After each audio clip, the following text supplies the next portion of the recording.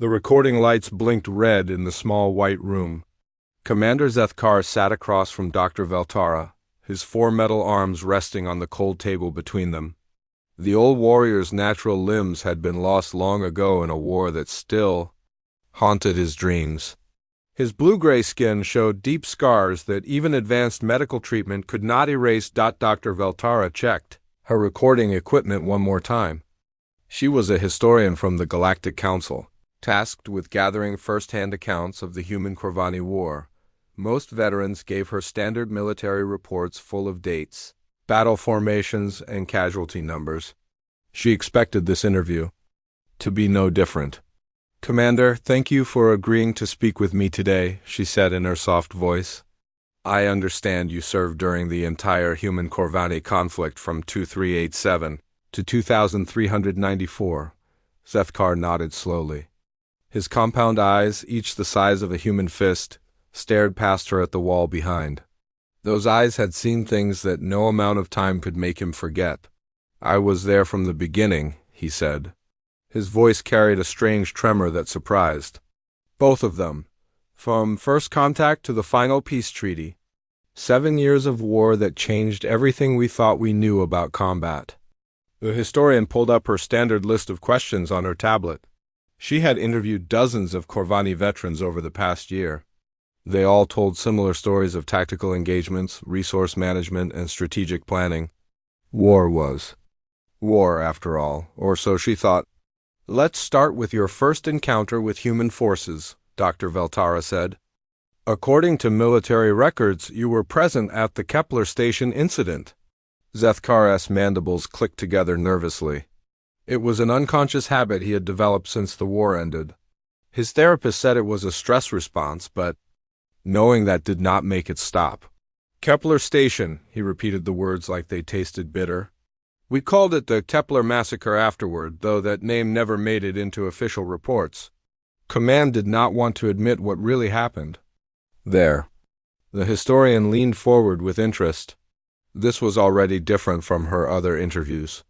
Most veterans stuck to approved military terminology and avoided anything that might embarrass the Corvani Defense Force.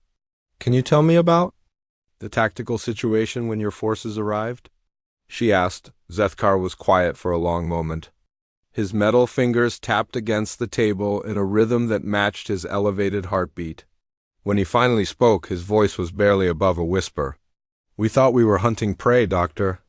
Intelligence reports said the humans were a primitive species that had barely achieved faster-than-light travel. They had established a small mining colony at Kepler Station with maybe 200 civilians and a handful of soldiers for protection." He paused and looked directly at her for the first time since the interview began. His compound eyes seemed to focus on something terrible that only he could see. "Our fleet commander, Admiral Korthton, called it a training exercise.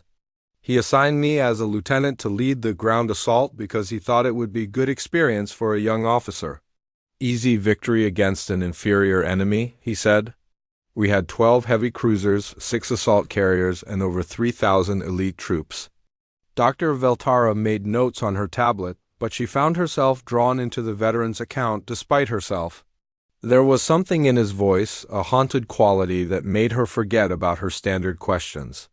"The humans had established their colony on the main asteroid," Zethkar continued. "It was a typical mining operation with standard defensive positions. Our sensors showed minimal military presence, just basic energy shields and a few anti-ship guns. Everything looked exactly like our intelligence reports predicted." The old warrior's breathing became heavier as he recalled that day. His cybernetic arms made small whirring sounds as internal servos adjusted to his increasing stress levels. "I remember standing in the transport bay with my squad, checking our weapons one final time. We were confident, even excited. Most of us had never seen real combat before. The Corvani Empire had been at peace for over 50 years. This was supposed to be our chance to prove ourselves as warriors." Dr. Veltara noticed sweat beginning to form on Zethkar's forehead, despite the cool temperature in the interview room. Whatever he was about to tell her clearly affected him deeply, even after all these years. When we dropped out of hyperspace, everything seemed normal at first, he said. The human colony was right where it was supposed to be. No signs of additional military buildup, no hidden fleet waiting to ambush us. Admiral Korthon ordered the standard surrender demand to be broadcast. Zethkar stopped talking and stared at his metal hands. The historian waited patiently, sensing that rushing him would only make things worse. After nearly a minute of silence, he continued. The humans responded immediately. Not with words, but with action. That should have been our first warning. That these people were different from anyone we had fought before. The veteran's voice took on a distant quality, as if he were watching the events unfold again in his mind. Instead of surrendering or trying to negotiate, they opened fire with everything they had. Every gun, every missile, every defensive system they possessed. It was not much compared to our firepower, but they did not hesitate for even a second. Doctor. Veltara looked up from her notes. This was indeed different from other accounts she had heard. Most species attempted some form of diplomatic contact before resorting to violence, especially when facing overwhelming odds. Did this surprise your command staff? She asked. Zethkar made a sound that might have been laughter, but there was no humor in it. Admiral Korthon was amused. He said it showed the humans had spirit, but spirit without wisdom was just foolishness. He ordered our fighters to disable their defenses while keeping casualties to a minimum. The Empire preferred to capture enemies alive when possible, to demonstrate our mercy and superiority. The old warrior's mandibles clicked again, faster this time. Our fighter pilots reported something strange almost immediately. The human defensive positions were not where our scans indicated they should be. Empty bunkers, decoy weapons, fake. Sensor readings. While we were attacking shadows, the real human fighters appeared from places we never expected. Dr. Veltara felt a chill run down her spine. She had studied military history for decades, but there was something about the way Zethkar told this story that made her feel like she was experiencing it herself. They came out of the asteroid field, he continued, hidden in small caves and behind rock formations where our sensors could not detect them. 30 human fighters against over 200 of ours. The odds were impossible, but they attacked. Anyway, Zethkar's compound eyes seemed to glaze over as he relived that moment. I watched the battle from our command ship's observation deck. I expected to see human ships destroyed within minutes, but instead I witnessed something that changed my understanding of warfare forever. The veteran stood up suddenly and walked to the small window overlooking the research station's docking bay. Below them, human and alien ships moved peacefully through the traffic patterns, a sight that had once seemed impossible. The human pilots flew like they were already dead, Doctor. They pulled maneuvers that should have killed them from the gravitational forces alone. They rammed our fighters when their weapons ran out of ammunition. They used their own ships as guided missiles rather than retreat when faced with superior numbers. Dr. Veltara set down her tablet and gave Zethkar her full attention. This was clearly more than just another military interview. In 15 minutes of combat, they destroyed over 60 of our fighters and damaged dozens more. When the battle was over, only 3 human ships remained operational, but they had taught us something terrifying. Zethkar turned back to face her, his scarred features grave with the weight of memory. We learned that humans do not fight the way civilized species fight. They do not calculate odds or preserve resources for future battles. When humans go to war, they commit everything they have to achieving victory, even if that victory costs them their lives. The interview room fell silent except for the quiet hum of the recording equipment. Dr. Veltara realized she was holding her breath. That was just the beginning, Doctor, Zethkar said as he returned to his seat. The real horror was still waiting for us on the ground. Dr. Veltara watched as Commander Zethkar returned to his chair. The old veteran's metal hands shook slightly as he gripped the edge of the table. His compound eyes stared at nothing, lost in memories that clearly still caused him pain. The ground assault was supposed to be simple, he began, his voice barely above a whisper. Admiral Korthen ordered me to take 500 troops down to the asteroid surface and secure the mining facility.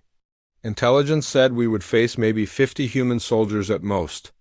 The historian made notes on her tablet, but found herself more interested in watching the veteran's face than recording his words. Every line and scar seemed to tell its own story of horror. I led the first wave in personally, Zethkar continued. It was considered an honor for a young lieutenant. My squad consisted of 20 elite Corvani shock troops, the best our military had to offer. We had trained for years in assault tactics and urban warfare. He paused and looked at his cybernetic arms. The metal limbs had replaced his natural ones after what happened next. We landed near the main entrance to the mining complex. Everything appeared normal at first. The human defensive positions were exactly where our intelligence report said they would be. Empty bunkers, abandoned weapon emplacements, no signs of organized resistance. Dr. Veltara noticed that Zethkar's breathing was becoming more labored. Sweat beaded on his forehead despite the cool air in the interview room. That should have been our second warning, he said. The first was how their pilots fought in space. The second was how quiet everything was on the ground. No panic, no desperate radio calls, no signs of fear, just silence. The veteran stood up again and walked to the window. Below them, a human cargo ship was docking with the research station. Its crew moved with the same efficient precision that had once terrified Corvani forces across the galaxy. My sergeant, a veteran named Vorthak, pointed out that something felt wrong. The human positions were too obvious, too easy to spot. But I was young and eager to prove myself. I ordered the assault to continue. Zethkar turned back to face the historian. His scarred features showed the weight of decades-old guilt. We advanced on the main entrance in standard formation, 2 squads providing covering fire while my unit moved to breach the doors. Everything went according to plan until we actually reached the facility. The old warrior sat down heavily in his chair. The metal joints in his artificial limbs whirred softly as they adjusted to support his weight.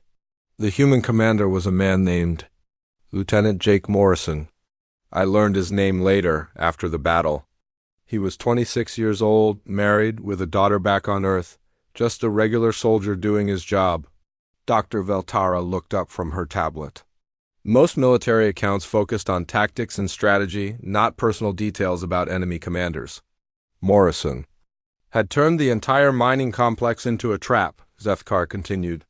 What looked like abandoned defensive positions were actually carefully planned killing zones. The moment we entered the facility, the real battle began. The veteran's voice took on a haunted quality that made the historian's skin crawl. The humans did not fight from fixed positions like civilized armies. They moved through maintenance tunnels, ventilation shafts, and access passages that our intelligence had not even mapped. Every corridor became a potential ambush point. Zethkar's mandibles clicked rapidly as he recalled the terror of that day. My first squad was eliminated within minutes. Not by superior firepower, but by tactics we had never encountered before. The humans used improvised explosive devices hidden in equipment crates, walls, even the floor itself. They turned their own mining tools into weapons. The old warrior's compound eyes seemed to lose focus as he relived those moments. Sergeant Danny Wright was Morrison's second in command. He had been a demolitions expert in the human military before taking this assignment. Wright and his team had spent months preparing for our arrival, turning every room into a death trap. Dr. Veltara felt her stomach tighten as she listened to the account. This was far more intense than any other veteran interview she had conducted. We tried to advance through the main processing area, but the humans had rigged the heavy machinery to explode when we passed certain points. Not just small charges, but massive blasts that brought down entire sections of the facility. Zethkar's breathing became more rapid as he continued. I lost half my unit in the first hour. Not to direct combat, but to ambush and traps that seemed to come from nowhere. The humans appeared, fired their weapons, and vanished back into the shadows before we could return fire. The veteran stood up again and began pacing back and forth in the small room. His metal feet made soft clicking sounds on the floor. What terrified us most was their willingness to sacrifice themselves. When cornered, human soldiers would detonate explosives that killed them along with our troops. They treated their own lives as just another weapon to be used against us. Dr. Veltara set down her tablet and watched the old warrior with growing concern. His distress was becoming more apparent with each passing minute. Private Lisa Park was barely 19 years old, Zethkar said suddenly. She was operating a mining laser when we cornered her in the equipment bay. Instead of surrendering, she overloaded the power systems and turned the laser into a weapon. The veteran's voice cracked with emotion. She killed 6 of my soldiers, and herself in the explosion.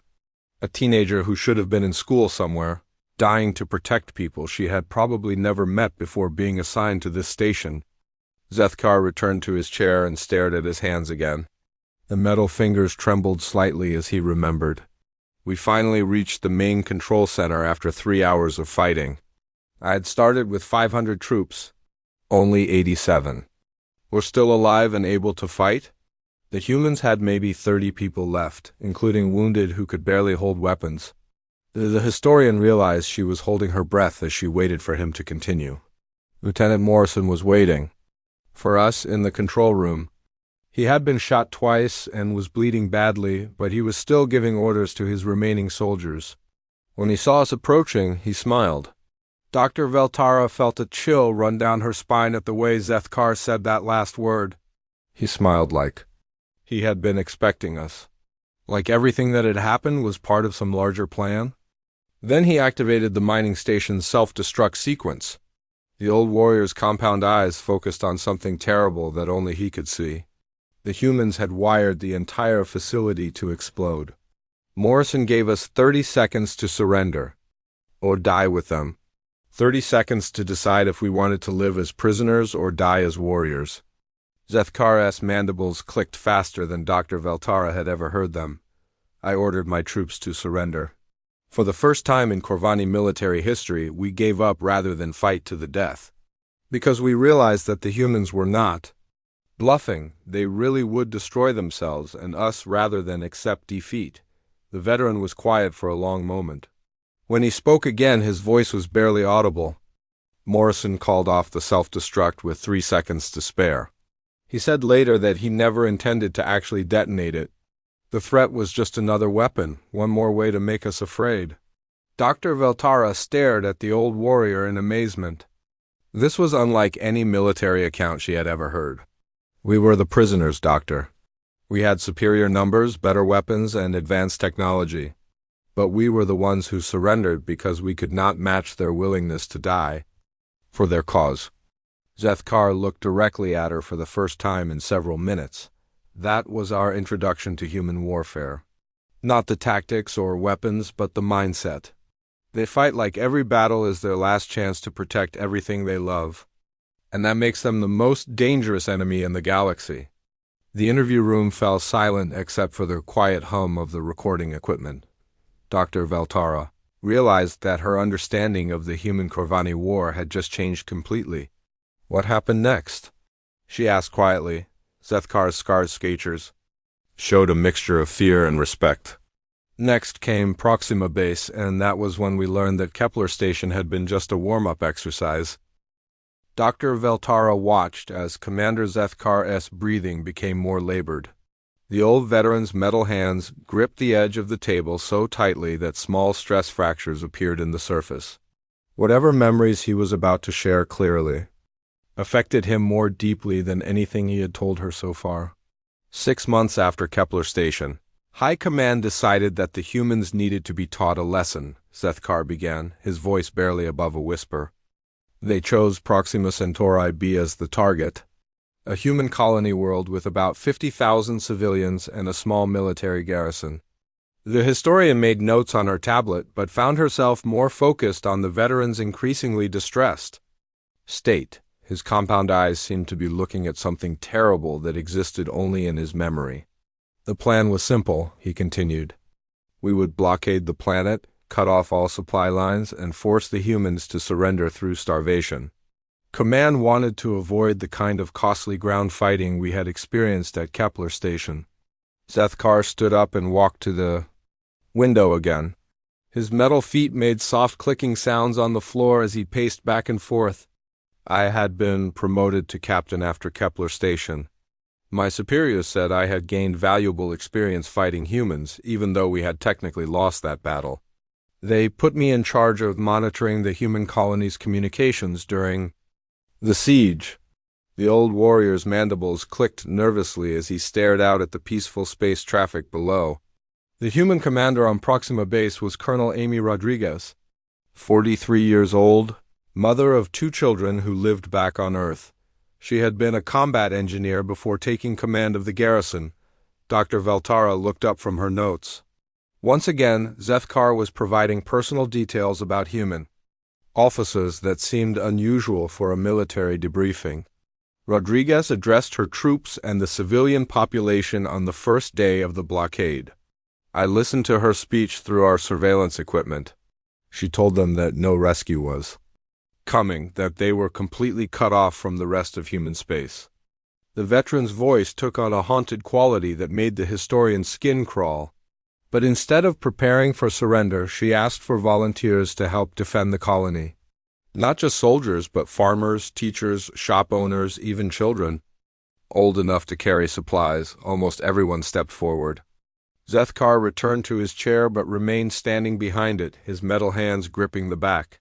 Our fleet commander, Admiral Victor, was confident that the humans would surrender within a few weeks. He had calculated their food supplies, water reserves, and power generation capacity. By his estimates, they could not survive more than 30 days under full blockade. The old warrior's breathing became more rapid as he continued. The first month passed with no sign of surrender. Our sensors showed that the humans were rationing their resources carefully, but they were still maintaining full defensive positions. Rodriguez sent daily reports to her superiors on Earth, even though she knew the messages could not get through our blockade. Dr. Veltara noticed that Zethkar's artificial limbs were making more noise than usual. The internal servos seemed to be working harder to compensate for his increasing stress levels. In the second month, we detected signs that the humans were becoming desperate. Their power output was decreasing, and our thermal scans showed that they were shutting down non-essential systems. Admiral Victor was pleased. He believed the end was near. The veteran's compound eyes seemed to lose focus as he relived those events. But Rodriguez surprised us again. Instead of weakening their defenses, the humans began expanding them. Engineer Carl Martinez and his team started cannibalizing their own life support systems to power additional weapons platforms.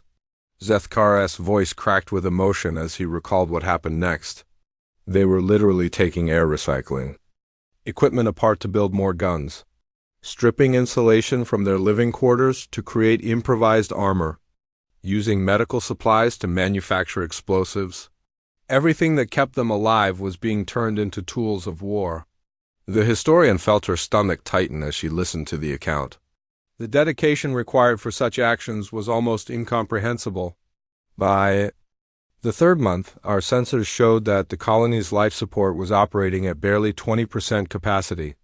The humans should have been dying from lack of oxygen and water filtration, but somehow they kept fighting.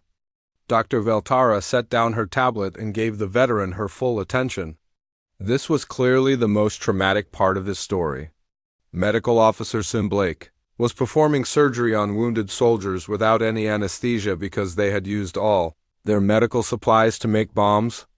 I watched through surveillance feeds as patients bit down on leather straps while she operated, and then immediately returned to planning counterattacks against our forces. Zethkar's mandibles clicked rapidly as he remembered. The wounded who could not fight anymore volunteered to become human shields for the healthy soldiers. Parents sent their children to work in the weapon factories while they took the most dangerous guard positions. Everyone found a way to contribute to the defense. The old warrior began pacing again, his metal feet clicking against the floor in an agitated rhythm. In the fourth month, Admiral Victor authorized limited bombardment of military targets. He believed that a show of force would finally break their spirit. Instead, it only made them more determined. The veteran's voice took on a tone of horrified respect. Every time we destroyed one of their defensive positions, the humans would rebuild it stronger than before. They used rubble from our bombardments to create better fortifications, turned our own attack craters into defensive positions. Dr. Veltara realized she was holding her breath as she waited for him to continue. Rodriguez sent a message to our fleet on the 5th-month anniversary of the siege. She said that her people were prepared to fight for as long as necessary. That surrender was not an option as long as even one human remained alive on the planet? Zethkar stopped pacing and stared directly at the historian. She meant it, Doctor. Every word. These people were willing to die slowly from starvation and disease rather than give up their freedom. They had turned their own suffering into a weapon against us. The veteran's artificial limbs trembled as he recalled the horror of those months. By the 6th month, our own troops were becoming demoralized. They could see what the humans were enduring through our surveillance equipment. Soldiers who had never questioned an order before began asking why we were torturing these people, instead of fighting them honorably. The old warrior sat down heavily in his chair, his metal joints whirring softly. The 7th month brought winter to that part of the planet. The humans had no heating fuel left, but they continued their patrols in sub-zero temperatures. Lieutenant Ben Parker, who had been wounded in our first bombardment, led daily reconnaissance missions on frostbitten feet wrapped in cloth. Dr. Veltara felt tears forming in her eyes as she listened to the account. Parker could barely walk, but he still insisted on checking the perimeter defenses every morning. Other soldiers had to help him stand, but he refused to abandon his duties. That kind of dedication was terrifying to witness. Zethkar's voice became barely audible as he reached the climax of his story. The siege ended in the 8th month, but not the way Admiral Victor had planned.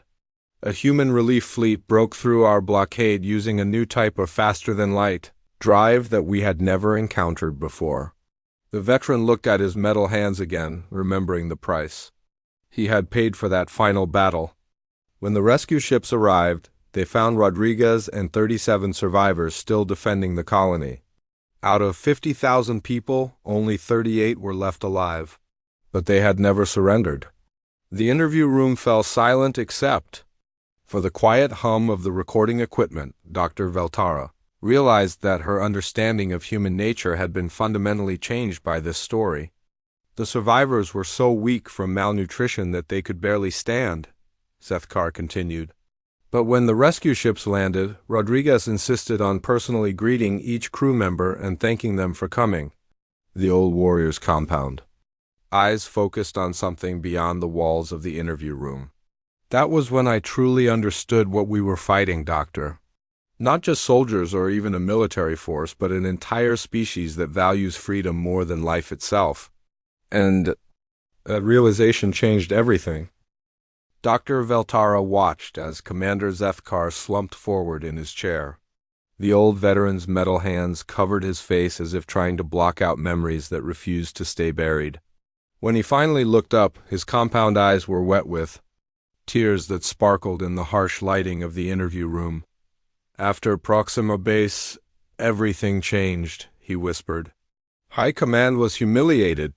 They had expected an easy victory to demonstrate Corvani superiority, but instead the entire galaxy watched as 38 humans held off our entire fleet for 8 months. The historian made notes on her tablet, but her attention was focused entirely on the broken warrior sitting across from her. Whatever came next in his story had clearly shattered something fundamental inside him. Admiral Korthgen was placed in charge of the new campaign. He was known for his ruthless tactics and absolute commitment to victory at any cost. His orders were simple: crush all human resistance and make an example. That would terrify any other species considering rebellion against the Corvani Empire. Zethkar stood up and walked to the window again. His metal feet moved with less precision than before, as if the weight of his memories was affecting even his cybernetic systems. They promoted me to major and put me in command of ground operations. I had become their expert on human warfare, though I tried to warn them that we still did not truly understand what we were fighting. The old warrior's mandibles clicked slowly as he stared out at the peaceful ships moving through the docking lanes below. The target was New Montana, an agricultural world with about 2 million civilians and a small military garrison. It was supposed to be an easy conquest that would provide food supplies for our expanding war effort. Dr. Veltara noticed that Zethkar's breathing was becoming irregular again. His artificial limbs made soft whirring sounds as internal stress monitors attempted to regulate his emotional state. Captain Lucy Harris commanded the human forces on New Montana. She was 31 years old, a former farmer who had joined. The military after her home colony was destroyed in an earlier conflict. She knew exactly what our victory would mean for her people. The veteran turned back to face the historian, his scarred features showing a mixture of horror and reluctant admiration. When our fleet arrived in the New Montana system, we expected the usual human defiance followed by desperate resistance.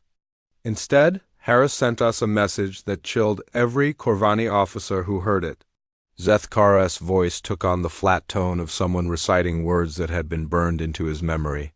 She said that if we wanted New Montana, we could have it, but we would inherit nothing but ash and ruin. The humans had decided that rather than let us benefit from their conquest, they would destroy everything of value on the planet. The old warrior sat down heavily in his chair, his metal joints protesting under the sudden weight. We thought it was a bluff. No civilized species would destroy their own world rather than accept occupation. Admiral Korthkin ordered me to begin the planetary assault while he positioned the fleet to prevent any human ships from escaping. Dr. Veltara felt a cold dread settling in her stomach as she realized where this story was heading. The first sign that Harris was not bluffing came when our advanced scouts reported massive explosions in the agricultural zones. The humans were systematically destroying their own food production facilities rather than let us capture them. Zethkar's compound eyes seemed to lose focus as he relived those terrible days. Farmer Pete Johnson led teams of civilian volunteers in sabotaging grain silos and livestock facilities. These were people destroying their own life's work, burning crops they had spent years growing, killing animals they had raised from birth. The veteran's voice cracked with emotion as he continued. They were not just destroying random targets. Every action was carefully planned to cause maximum economic damage while providing no military advantage to us. Harris had turned the planet's entire population into a demolition force. The historian realized she was gripping her tablet so tightly that her knuckles had turned white. The scope of what the humans had done was almost incomprehensible. Engineer Maria Gonzalez was in charge of the power infrastructure. She and her team rigged every geothermal plant, solar array, and fusion reactor on the planet to overload simultaneously. When they activated the charges, the explosions could be seen from orbit. Zethkar's mandibles clicked rapidly as he remembered. The moment when half a planet's power grid died in coordinated destruction. The psychological impact on my troops was immediate and devastating. They had signed up to conquer worlds and claim resources for the Empire. Instead, they found themselves inheriting a wasteland that the humans had created deliberately. The old warrior stood up again and began pacing, his metal feet clicking against the floor in an agitated rhythm. We tried to stop the destruction by advancing quickly toward the major population centers, but Harris had anticipated this. She had divided her forces into small units that moved through the civilian areas, making it impossible for us to attack them without killing innocent people. Dr. Veltara set down her tablet and watched the veteran with growing concern. His distress was becoming more apparent with each passing minute. The humans had no such restrictions. They continued their scorched earth campaign even when it meant destroying their own homes and communities. Entire cities were evacuated and then systematically demolished by their own former residents. Zethkar's voice took on a hollow quality. That made the historian's skin crawl. I watched through orbital surveillance as families said goodbye to houses they had lived in for generations. then helped wire them with explosives. Children who should have been playing in parks were instead helping their parents burn down schools and hospitals. The veteran stopped pacing and stared directly at Dr. Valtara with eyes that held decades of accumulated trauma. They made their own world uninhabitable rather than let us have it. When we finally took control of the major cities, we found nothing but empty buildings and a message spray-painted on every wall, better dead than conquered. The interview room fell silent except for the quiet hum of the recording equipment. The historian realized she was holding her breath as she tried to process the magnitude of what she was hearing. The campaign lasted 6 months, but it was a hollow victory. We conquered a planet that had been stripped of everything valuable. No food, no power, no infrastructure, no resources, just empty ruins and the ghosts of human defiance. Zethkar returned to his chair but remained standing behind it, his metal hands gripping the back so tightly that more stress fractures appeared in the material. My soldiers began questioning the purpose of our mission. They asked why we were fighting an enemy that would rather destroy itself than submit to our rule. Some of them requested transfers to other fronts where they could fight more conventional opponents. The old warrior's breathing became more labored as he approached the climax of his account. The final battle took place at the main spaceport, where Captain Harris had gathered her remaining 43 soldiers for a last stand. They had held out for 6 months against overwhelming odds, using nothing but salvaged weapons and their own tactical brilliance. Dr. Veltara felt tears forming in her eyes as she listened to the veteran's account. They fought for 6 days in the spaceport, turning every hangar and office building into a fortress. When we finally overran their position, we found Harris, still alive but barely conscious from her wounds. Zethkar's voice became barely audible as he recalled that final moment. She looked up at me with blood running down her face and smiled. Then she activated one final explosive charge that destroyed all the remaining equipment in the spaceport. Even in defeat, even dying, she made sure we gained nothing from our victory. The veteran's compound eyes focused on something terrible that only he could see. That was when I realized that we were not fighting soldiers or even a military force. We were fighting an entire species that valued freedom more than life, more than their own world, more than anything we could possibly offer or threaten them. With the old warrior's metal hands trembled as he finished his account. And that realization terrified me more than any weapon they had ever pointed at us. Dr. Veltara watched as Commander Zethkar collapsed into his chair. The old veteran's entire body seemed to be shutting down under the weight of his memories.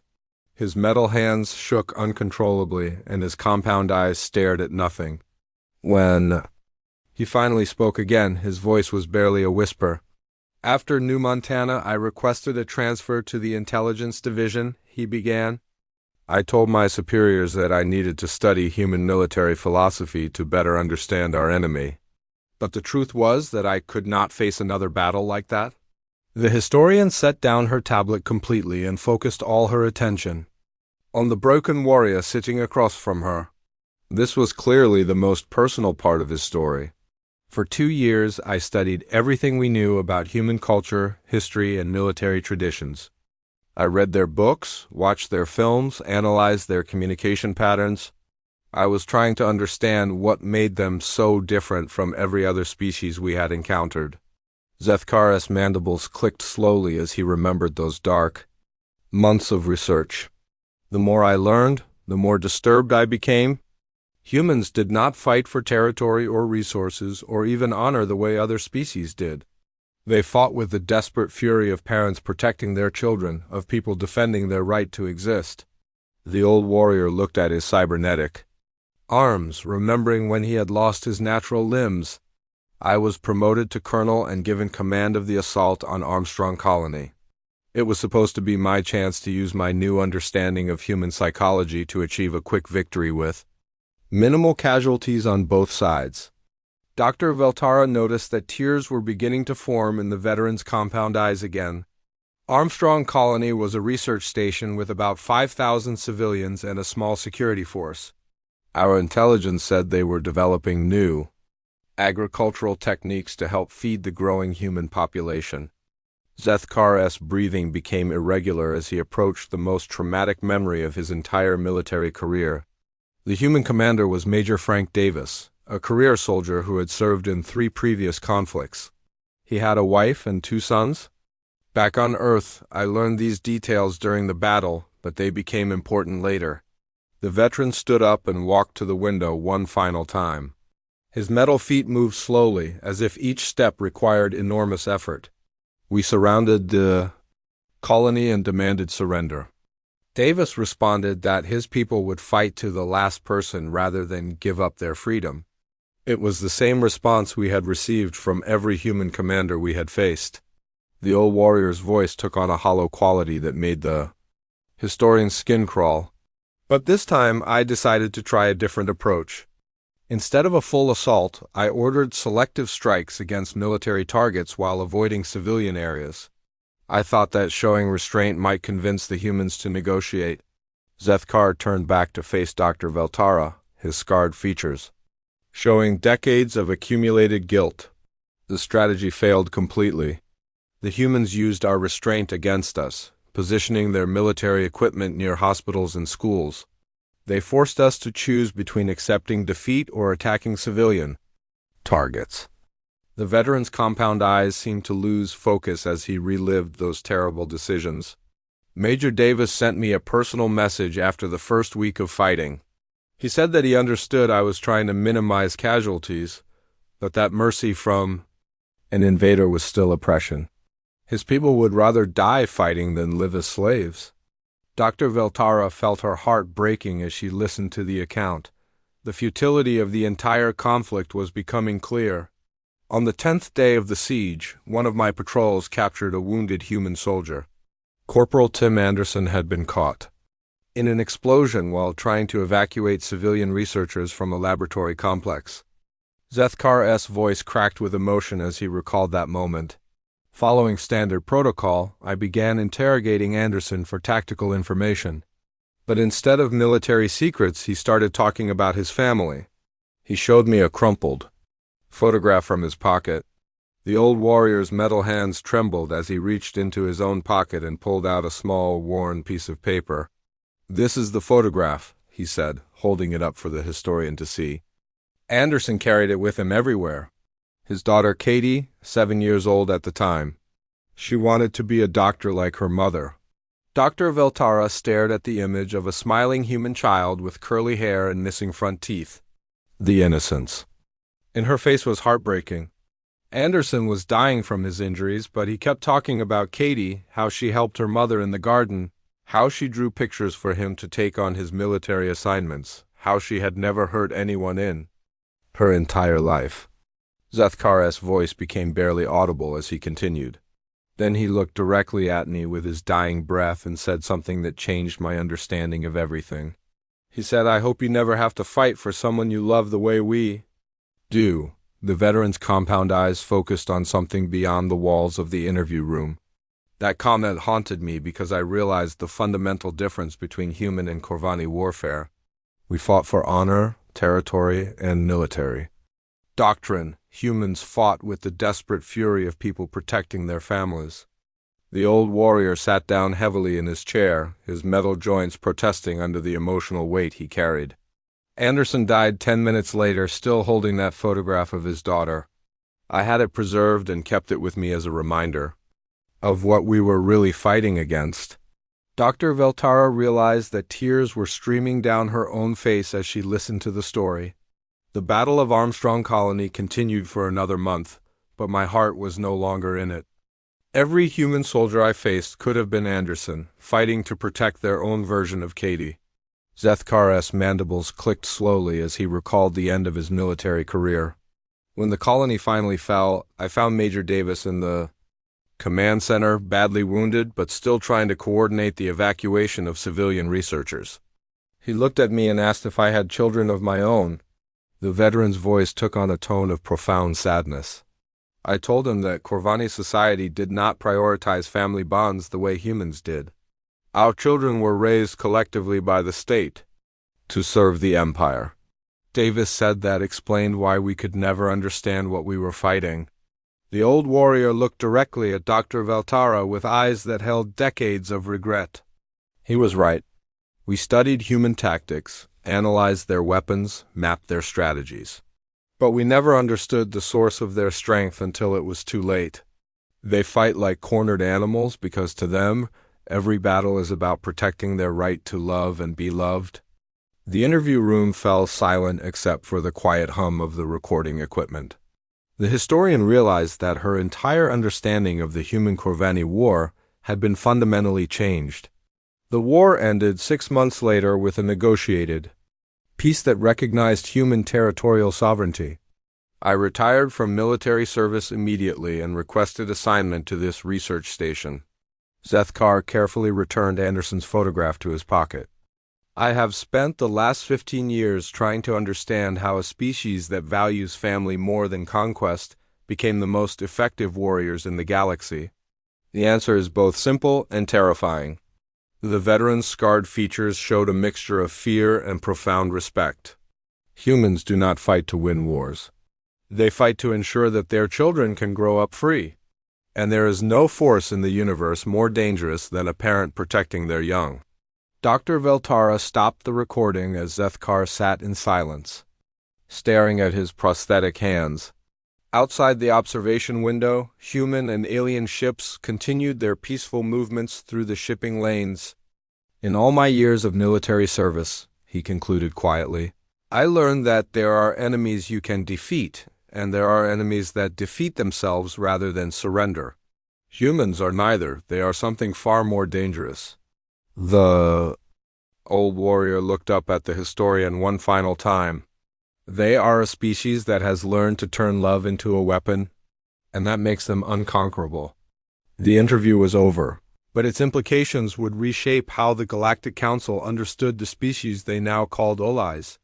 The veteran's haunting memories served as both a warning and a testament to the indomitable human spirit that had turned a relatively young species into the galaxy's most respected defenders of freedom.